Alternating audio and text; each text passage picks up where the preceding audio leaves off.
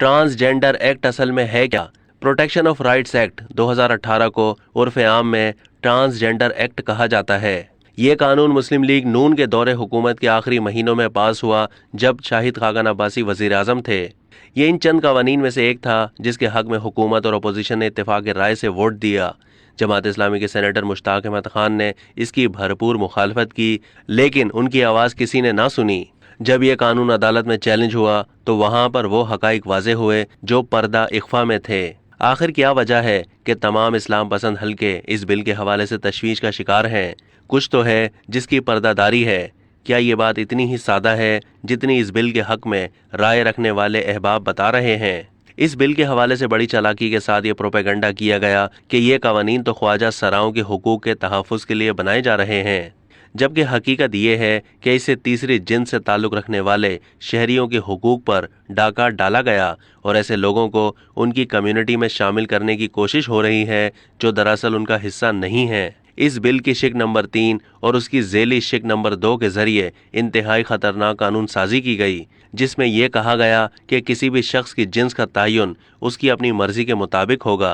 इसका मतलब ये होगा कि कोई मर्द उठे और ऐलान कर दे कि मुझ में तो औरत वाली फीलिंग्स पैदा हो चुकी हैं, लिहाजा आज से मुझे औरत समझा जाए, तो ना सिर्फ उसके दावे को कबूल किया जाएगा बल्कि उसके मुताबिक उसको दस्तावेज़ात यानी शनाख्ती कार्ड और पासपोर्ट वगैरह भी जारी किए जाएंगे। इसी तरह अगर कोई खातून ये दावा कर दे कि मुझे औरत रहना पसंद नहीं, तो उसको उसके दावे के मुताबिक मर्द समझा जाएगा और उसे मर्दों की सिन्फ के मुताबिक शनाख्ती कार्ड दस्तावेज़ात जारी कर दिए जाएंगे।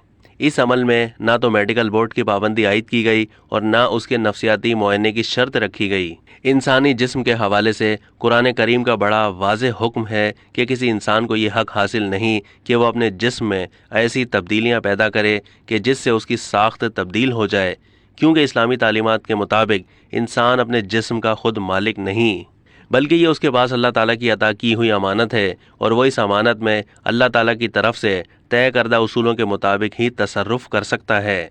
तहम मेरा जिस्म मेरी मर्जी वाले तबके की खुशनूदी के लिए मज़कूरा कानून के तहत एक संगीन फितने का रास्ता खोल दिया गया है, जिसके सामने कोई रुकावट नहीं रखी गई। इसी तरह रहमतुल लिल आलमीन सल्लल्लाहु अलैहि वसल्लम ने ऐसी औरतों पर लानत फरमाई है जो मर्दों का हुलिया इख्तियार करती हैं और ऐसे मर्दों पर लानत फरमाई है जो औरतों का हुलिया इख्तियार करते हैं।